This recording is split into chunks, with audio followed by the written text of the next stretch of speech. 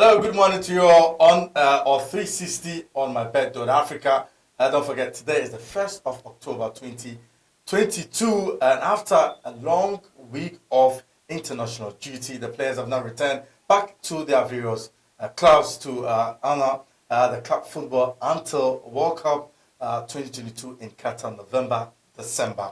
And so we are already fired up to actually help you out make some cash, more cash during this festive period where they're going to be much more football in action before the Football Mundial in Qatar. And so my pundits are already here fired up. I'll be introducing them very soon after this one. But my bet is giving you something extraordinary during this World Cup period. They say that you can stand a chance of joining the Black Stars to Qatar to watch every single game that you're going to play in Group H of the Qatar 2022. And here they say that the World Cup 2022 tour at your fingertips. And yes, MYBET.AFRICA is taking you to watch the Black Stars play live at the World Cup in Qatar. How well do you know the World Cup and football history? MYBET said that join the MYBET.AFRICA Qatar 2022 World Cup daily trivia competition to build up points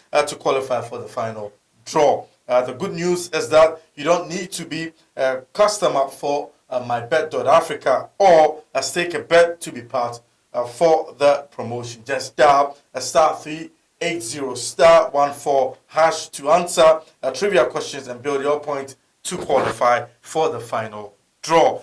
Okay, MYBET still continue to say that build up your chances by staking your bet with MYBET.AFRICA by following simple steps or simple instruction. Number one is have an active MYBET.AFRICA account. 2, place a minimum bet of 20 Ghana cedi or more to qualify to the entry. 3, send your bet slip ID by dialing a short code *447 *14# and follow that process. Then enter your bet slip number as a reference number. The final one on this one, they say, remember, you can enter as many bets as you can, as you want to increase your chances to the final draw. So if you don't want this, what do you want? Just 20 Ghana cedi to enter into the draw, and you can be that lucky winner to be on the trip to Qatar to watch Ghana play against Uruguay, play against Portugal and South Korea in Group H of the Qatar 2022. So it's all 360. We take a quick time. When we come back, odds will be coming closer to you so that you can also win some cash over this weekend. We'll be back with plenty.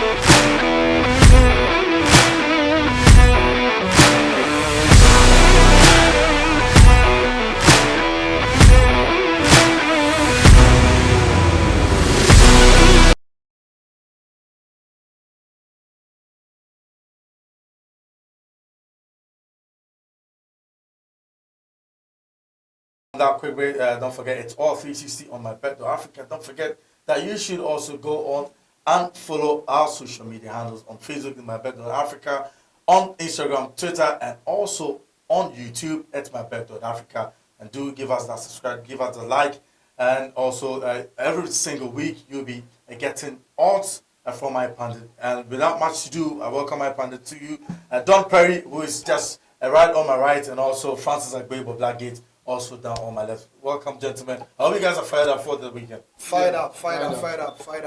It's all about cash. Absolutely. So we are here to help the game men just like us to make some cash with MYBET.AFRICA. You heard them, you heard from them, and they want you guys to make some cash from MYBET.AFRICA. And do you have a MYBET account? If you don't have it, please do make sure that you have a MYBET account so that you can win a lot more of cash from MYBET. But we'll take a delve look at the Saturday games. Today's games coming up. We shouldn't forget that the North London Derby is coming up. It's first versus third. Tottenham Hotspur with 17 points. And Arsenal on top of the league with 18 points going neck to neck. Both teams have really started the season so very well. But I mean, this is coming as a big one. We understand that injury concerns for Mikel Arteta, Thomas Partey, Zinchenko, and Tierney are back. As just opposed to Tottenham Hotspur, there's no big injury in their camp. How do you see this one go? Yeah, it doesn't get bigger than this one in North London. Arsenal fans, Tottenham fans, when the FA releases the Premier League fixtures, the first line of reference for the fan is for them to check when is Arsenal playing Spurs or when is Spurs playing Arsenal. It means a lot to them. It's like Olympics versus Hearts of Oak in the Ghanaian Premier League. When you beat us and you don't even win the league, we are okay with it. So Arsenal and Spurs, both of them going into this game at the back of some descent from first and second on the league table or third, that tells you that separated with only 1 point difference. Antonio Conte's Spurs are playing some brilliant stuff with Harry Kane leading the attack together with Kulusevski, and Son Heung-min banged a hat-trick just against Leicester before they went for the international break, and he scored in the international matches as well. If you look at Gabriel Jesus and Co, they are playing some fantastic stuff for Arsenal out there, thereby propelling them to be on top of the league this season. So if you look at the history of the North London derby, it's a match that doesn't lack goals. Whenever they play, it is almost 99.9% that both teams will put goals at the back of each other's net. So in this one, Derek, I am going for over 1.5 to be safe. Over 1.5 to be safe. Francis is going safer for this match. But don't Perry, what do you make of this one, and what permutation would you give other two of you? Quickly, I hate the international break because two things normally happen. Players go and they come back with injuries, and then teams also who are in form, some way somehow breaks are put on them. So if you look at players that have gotten injury during the international break, key players, if you go to Barcelona, 3 key players, if you come to, no, 4. If you come to Arsenal, 1 player. Even Tottenham, Kulusevski got injured, so 1 player over there. AC Milan, Mike Maignan, the goalkeeper, is injured. Lord Maguire of Manchester United is also injured during the international break. Back to the North London derby. Like Francis said, both teams are in fantastic form. Arsenal are leading the pack, and then their rivals in North London are also playing some good football. 6-2 against Leicester before the international break. Son, who was dropped in that game, came on and scored 3 goals. In 30 minutes. So both teams are fired up. I know this game doesn't lack goals whenever they meet each other. So I am going for an over 2.5 in that game. An over 2.5, that is what Don Perry is saying. And absolutely what Don Perry is saying is right. As the second fixture, or when it comes to the derbies in Premier League football, you couldn't just look away from the London derbies. A derby that has produced lots of goals in it. So over 1.5 and over 2.5, they are going safe. So you can also go safe on the one. But not only them are playing on Saturday. Liverpool will be at home to welcome Brighton at home. Brighton have got a new coach in Zebi, Marco De Zerbi. He's come in. He's had a chance due to the international break. He's had a chance to be with the players for some 2 weeks now. Liverpool has been on a topsy-turvy time this season. You think that this could be a strange call for, our viewers? Yeah, it will be difficult because if you look at Brighton, how they started this season in an explosive fashion, they went to Old Trafford of all places and put Manchester United, Eric Ten Hag's first game, put them to the sword, and the manner in which they went about their business in that game speaks volumes. They didn't just defend, they took the game to United, played in their faces, created enough chances. And under Graham Potter, they've been brilliant. It's just unfortunate that they have to lose the gaffer to Chelsea, and now they have a new manager. Like you rightly said, it wouldn't get better like having the international break to work with players that haven't gone on international duty. But if you look at Brighton away from home, they've been brilliant this season. But Liverpool themselves kept blowing hot and cold in the entire season. They are missing the services of Sadio Mane, the Senegalese captain. But players like Luis Diaz, Mohamed Salah need to rediscover his form. And then Darwin Núñez, I think he has finished at least serving his suspension. So we should see him in action. So if you look at the permutations, Liverpool at home are always a team that you fancy to win these matches. It will be a tough game, but I expect Liverpool to win comfortably.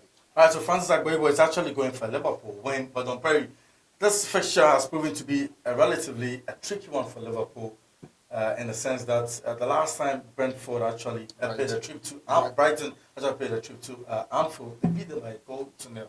Now Franco De Zerbi has come to stay at Brighton. You think that this could be another time of a surprise again? No, I don't see that happening. I see Liverpool being strong for Brighton. They might be playing some good football. They're lying 4th, 13 points. Liverpool are lying 8th with 9 points. I don't see Liverpool dropping points again at Anfield. You know, I believe Jurgen Klopp have used the international break to work on the lapses in the team so far, and coming against Brighton, who are firing at all cylinders. They have not Graham Potter, so something will be taken away from the team. I see the Gengen pressing working at Anfield, and Liverpool will be picking all 3 points. So it's a straight win for me for Liverpool.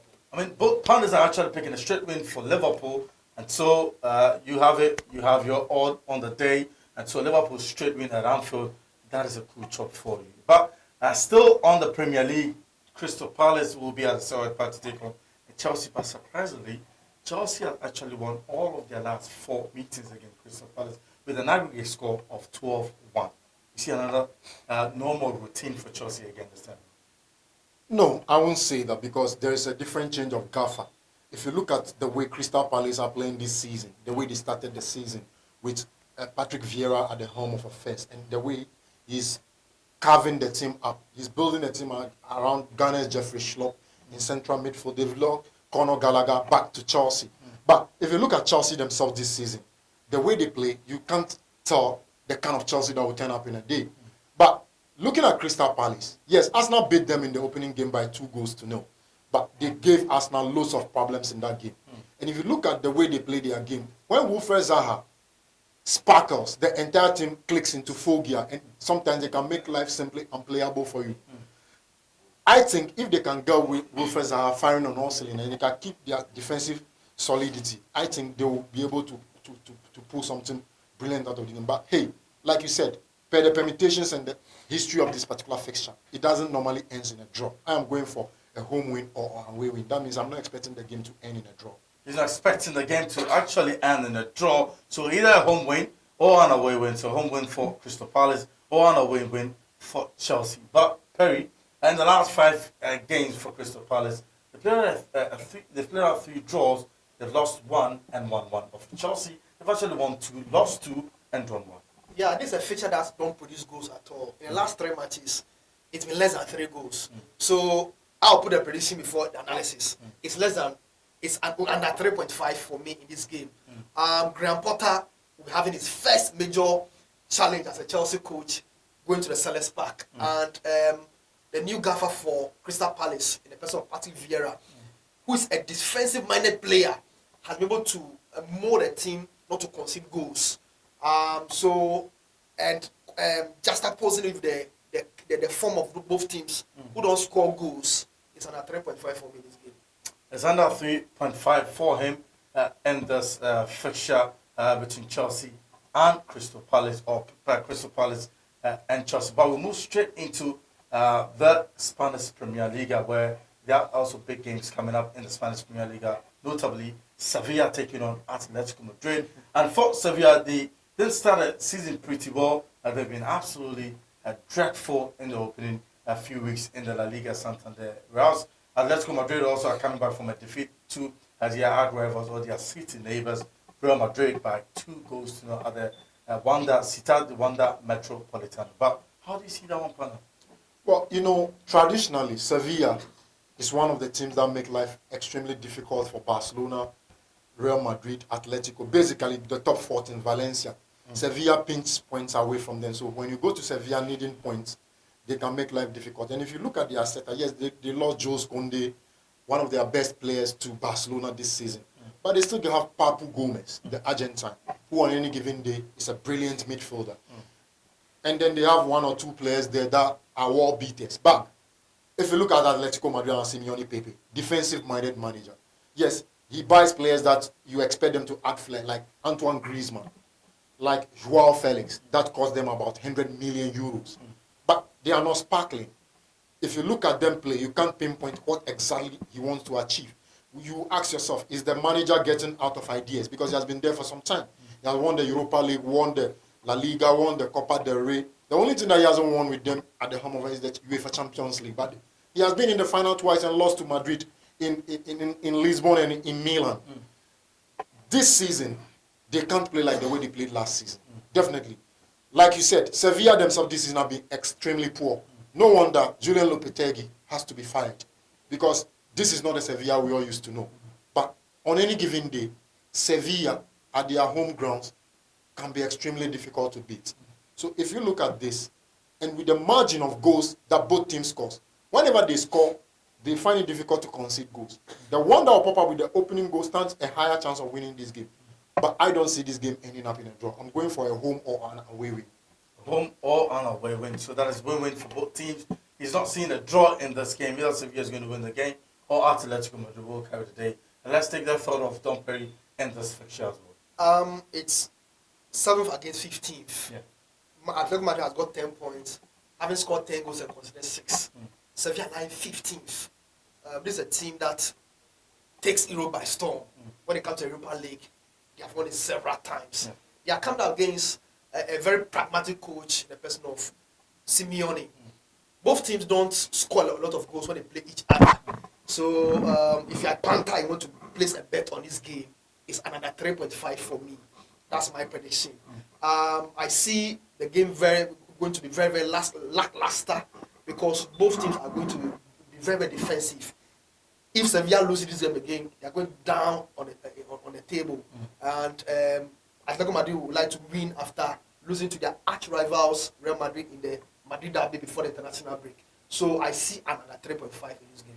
He sees another 3.5 in the game, so it means that not more than 4 goals is going to appear in the game. And so you can also play safe. Either you go for a win-win for both sides, or you go for another 3.5. That is a safer bet for you. But final one, the La Liga. On the match day on Saturday, Barcelona will take on Mallorca. They'll be traveling to Mallorca to play against Mallorca. This is the Barcelona side who are unbeaten this season in the La Liga. I think that momentum will continue. It will definitely continue. Barcelona are flying. That's how I put it. They are flying. And they scare anything. Anything this season that has been put in front of them, they manage to dispatch it in a 5-star performance. Spearheaded by the Polish captain, Robert Lewandowski from Bayern Munich to Barcelona. This guy is a wall beater. He's an absolute cracking player. He is a lethal striker, and he's proven it yet again in the La Liga. People were like, he can only do this in the German Bundesliga with a club like Dortmund or Bayern Munich. But upgrade, step forward. He is in the Camp Nou, and what he's doing, trust me, is one of the best strikers you can find around in the world. This season, basically, he's the top scorer in the La Liga, if I'm not lying. Yeah, he is. And he keeps, the ratio at which he keeps banging in goals for fun is scary. And I don't see the reason why Mallorca will stand the test of Barcelona in this particular game, because I saw an interview where Robert Lewandowski said he relishes and he can't wait for the opportunity to play Real Madrid in the El Clasico. That tells you how they are raring to go. I am going for a straight Barcelona win in this game. He's going for a straight Barcelona win. Perry, there's a Barcelona side that has scored 18 goals and conceded just 1 in the opening 6 games in the Liga. You think that ride is going to go on and on and on? And even against Real Mallorca, they can't stand there. If you play 6 matches and you concede only 1 goal, that means your defense are doing a very great job. But 2 key players are going to be missing at the defense of Barcelona because they pick up injuries at the international break. Jose Koundé and then Araujo of Uruguay. And in the midfield, De Jong is also upset. Up front, we have Memphis Depay, who also got injured with Netherlands. But this is a high-flying Barcelona side, and I feel coming against Minos like Real Mallorca, even though they are playing away from home, I see Barcelona dispatching them in some nice fashion with a 5-star performance. The last time they played them, there were a lot of goals, and I believe with the Polish poacher leading the pack for Barcelona, I don't see Real Mallorca standing in the way of Barcelona. It's a straight win for Barcelona for me, if I'm going to place a bet on this game. All right, he said it's a straight win for Barcelona. I think both of them are actually going for a straight win for Barcelona. Now we jump straight into the Italian calcio Serie A, but there are also juicy fixtures coming up. But the very first one we're going to talk about is Napoli, the pretenders, against Torino. But Napoli are playing at the Diego Maradona Stadium. Is it another good performance and another great win for Napoli in this one? If you go to Naples at the Estadio San Paolo, aka the Maradona Arena, Absolutely. they expect nothing but victory whenever they play against any opposition. We saw how Napoli went to the San Siro and beat the defending champions, AC Milan, ending their 22 matches unbeaten in the Italian Serie A. That tells you that Coach Luciano Spalletti is up for something mind-boggling this season. They felt like they've been punching below their belt. And this season, if you look at the ammunition that they have one of the most clinical strikers in world football, in the person of Victor Osimhen, the Nigerian, when he's in top form, he can hurt any opposition defensive unit. We've seen him last season. This season he started. He picked up a nose injury, but he's gradually healing from that. And if you look at other players like Pietro Zielinski, on top of his game, world-class superstar in central midfield for them. If they get these players playing their A game, they make life extremely difficult. Definitely Torino, the second string team from Turin, where Juventus reside. If you look at the way they play, they've lost their talisman to Roma this season. So it's difficult for them to go and do something against this team that is rearing and firing on all cylinders. I expect Napoli to win this game comfortably at the Estadio Armando Maradona. Yes, for Napoli to win comfortably at the Diego Maradona Stadium in Naples. That's the Torino side who also started the season pretty well. And they've also lost Bremer to Juventus and lost Belotti to AS Roma. Now they've brought in Georgian Kivisa Kvaratskhelia, who has also started life in Naples. He's been absolutely brilliant by our standard for Napoli. You think that this can even go on and beat Torino at Naples? If Napoli can go away to the San Siro and defeat AC Milan by 2-2, I don't see why they shouldn't be able to defeat Torino when they play at the Stadio Maradona Stadium. And like you rightly mentioned, Napoli lost 3 key players last season. They lost Koulibaly to Chelsea, and Dries Mertens left for Galatasaray, and also Lorenzo Insigne also went to USA. Yeah, but they brought in Toronto actually. Yes, they brought in Kim Min-jae, who is doing so well for the heart of defense. At the heart of defense for Napoli. They also brought Vicha Faratellia for Dano Batumi, the Georgia international. Fantastic player.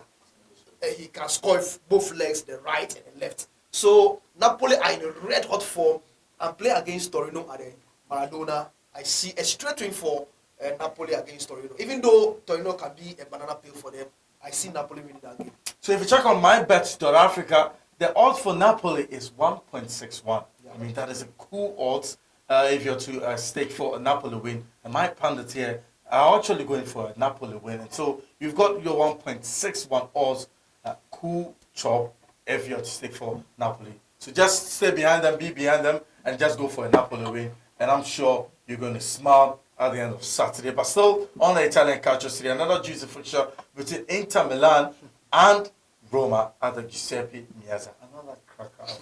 This is the match of the round. It's a blockbuster distance. Jose Mourinho taking his Romans to his former club to the capital, Milan, to play against Internazionale Calcio di Milano. He made his name in Italian football, Jose Mourinho, winning the treble, the Calcio Serie A, the Champions League and the FA Cup before he moved to Real Madrid. And they love him. It's going to be a bittersweet kind of a memory. Before the match, they'll give him all the accolades. But during the game, you could tell with players like Barella, with players like Hakan Kahanoglu, when these guys turn out to create at their best. They have Lautaro Martinez up front, Romelu Lukaku, the Belgian, up front, together with Edin Dzeko, former Premier League winner with Manchester City, who moved from AS Roma to Inter Milan. So they have things in common, swapping players and managers.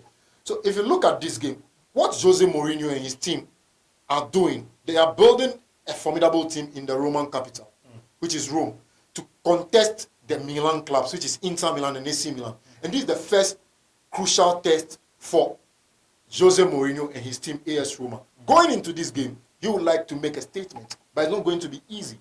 Because if you look at Inzaghi, the manager of Inter Milan, he was previously with Roma's fiercest internal derby rivals, who happens to be SSC Lazio. And in those matches, they kept beating each other back and forth. Now that he's here, he has gradually dragged Joaquin Correa, one of the finest box-to-box midfielders in the league, attacking midfielders. He popped out with brilliant goals last season against Bologna. He popped out with a super class goal. So if you look at this game, it's going to be classic. It's going to give you flair. It's going to give you the lunging tackles. Everything that you want in Italian football is embodied into this one. And it's going to be a full-blooded game, Derek. If you look at what is at stake, if you look at both teams, when they play, they don't lack goals in their matches. And I expect this game to produce goals as well as entertainment. And looking at this, with the form guide of Inter Milan losing to Napoli before the international break, I don't think they'll lose this game, even though it is a blockbuster. I expect them to get either a win or a draw from this game. So it's a win or draw for me. It's a win or draw for Inter Milan, maybe. Yeah. A win or draw for Inter Milan. But there's a Mourinho side moving back to where he actually started his Italian football. But he will not be on the touchline because of the red card he had against Atalanta in the Atalanta game at the Stadio Olimpico last time out. But of course, he's got his players in there. Paulo Dybala is now fully fit to face Inter Milan. What do you see in this one? I see goals, and my prediction is an over 1.5 in this particular fixture. Whenever these two teams meet, they score goals. But the interesting thing is that it's 6th place versus 7th place who are playing. Roma have 13 points, Inter has 12 points. So both teams will be trying to undo each other. Like I said, whenever they meet, goals are produced in this game. I like the fact that Jose Mourinho will not be on the touchline. Why? Because he's going back to a place where they love him so much, and he might be so emotional to the extent that maybe he might cause another how do you call it fracas over there. So we'll be watching the match for the stance, and I believe that is perfect for him because this is a play, like Francis said, Inter after not winning in the European Champion for several years, he went there and in one season won 3 trophies for them. So I believe it's a nice feature we're going to witness over the weekend. But I see goals in this match. So as a pundit, I'll advise my fellow game men to go for an over 1.5 in that game. So if you're going to go safe with Francis Witz, and he's actually opting for Inter Milan a win or draw, you can also go safer with Don Perry, who's actually going for an over 1.5. And so, yes, either you choose a win or draw for Inter Milan or an over 1.5 in the game to be safe. But the last one on the Italian Calcio Serie A is AC Milan will take on Empoli. Empoli has also been on a tricky side, but if Leao is coming back to this AC Milan side, definitely they should be laughing and coming back into Milan, isn't it? Yeah, Empoli are the better Gordon. It's a tough team to play against. Make no mistake about it. Last season, I think they beat Juventus in Turin. If you make mistake, they can be a banana peel in your way. But if you look at AC Milan that we know, last 2 weekends before they went for the international break, you could tell that they got surprised by SSC Napoli. Quote unquote, on par, they have the quality players. But AC Milan losing that invincibility in their last 22 Serie A matches that they've been unbeaten to Napoli, they would like to start building another momentum again. And going into this game, I think there will be only one thing on their mind. They have to plug the 3 maximum point because they don't want to see teams leapfrogging them and then pulling away from them, because last season they themselves went on a rampage to win the league.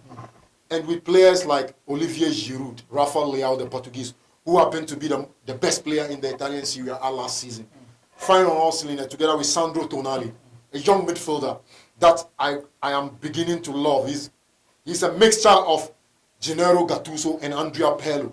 He can orchestrate and he can distract. So he's embodied 2 different talents in himself. They'll be missing the 7 of Mark Mayan and the goalkeeper. But I think they have enough to deal with that because they have Tomori, Kia and Co are coming back. And if you look at how they are dotted to play around the pitch, trust me, I expect them to pick either a win or a draw from this game. So it's a win or draw for me. It's a win or draw for AC Milan, who are on their travel to play against Empoli on Saturday. What do you also make of that? Empoli are a tricky side, most especially when they are playing at their favorite grounds. And AC Milan, having lost before the international break, I expect them to bounce back to win the game. It's a tricky fixture, so I'm going for a win-win over there because, like Francis said, Empoli last season were a banana peel for all the big sides. AC Milan on their way to win the Scudetto were stopped by Empoli at one point or another. So they are a tricky side. So to be on a safer side, if you are placing a bet on this game, it's a win-win for me. It's a win-win for him, Don Perry. That's his prediction on the AC Milan Empoli game. But we move straight into the German Bundesliga. But we've got about 2 games for you, for my panel to actually predict. The first of which is Cologne, who is at home to take on Borussia Dortmund. But I'm starting off with you. There's one, Cologne and Borussia Dortmund. Dortmund won the derby against Schalke before the international break. Yeah. And the goal was scored by that 70-year-old chap making his debut. And what a moment for him. They are going away to go and face Cologne, who are also playing some nice football back there. When they come to the German Bundesliga, one thing that it assures is goals. So Dortmund away to Cologne, I see an over 1.5 in that game. Over 1.5, Dortmund and Cologne. What do you also make of the permutation in Dortmund-Cologne game? Yeah, Dortmund lost their talisman, Marco Reus, to injury, but gradually they are praying that he'll be back soon. But with Moukoko, like the way you were saying, that young chap that has been brilliant in the Bundesliga 2 for them for some time. Now he has made the step up, the upgrade into the Bundesliga proper itself. Together with England, Jude Bellingham. Brilliant young chaps by all standards. If you look at the way they set out to play free-flowing attacking football depicted at its maximum best, whenever they play at the Signal Iduna Park. But if you look at this game, Derek, trust me, in the Bundesliga, the only thing that you are assured of is goals, goals, goals. I don't expect this game to end in a draw. It's a home or an away win for me. Home or an away win for him. That is between Cologne and Borussia Dortmund. But another fixture, as Union Berlin and Eintracht Frankfurt. Union Berlin will be traveling to Eintracht Frankfurt. They are the leaders in the Bundesliga. Surprisingly, you think that they can go in this game with their heads high? Union Berlin surprisingly are leading the pack in the Bundesliga, and a friend made a joke that they are just an elephant on the top of a tree. Baum is they are going to fall. But I like the form with which they picked so far. After 7 matches, they scored 15 goals and conceded only 4. That means the coach is doing something well over there. They are playing against an Eintracht Frankfurt side who are also not doing bad at all. As with their line 17, they are line 7 with 11 points. The defending champions of the UEFA Europa League. They saw their leading marksman Philip Kostic to Juventus, but they have got Kamada, the Japanese international, in their phone who scored the goals for them. Union Berlin play away from home. I went for a win or draw for Union Berlin because having put the brakes on, how do you call it, Bayern Munich, they can equally do that to Frankfurt. So it's a win or draw for Union Berlin for me over there. A win or draw for Union Berlin for him. You also go with him, or you think that this can also produce goals? It produces goals, and I don't want to waste the game men's time on this. It's a home or an away win for me, so it's a win-win. It's a win-win for him, home or an away win. Now we just straight into the French League Championnat, the French League 1, where Strasbourg will also be at home. Don't forget, Alexander Djikou is in there for Strasbourg, and they will be taking on one of the tricky sides, that is Stade Rennais. And it's going to be another big one, isn't it? Kamaldeen Djikou. Strasbourg, after doing so well last season, are not as struggling this season. As we speak, they have got only 5 points after playing 7 matches. They are playing home at home against Rennes. I'm going for another 4.5 in this game because if you look at the number of goals that both teams score when they meet other, it's either 2, 3, or 1.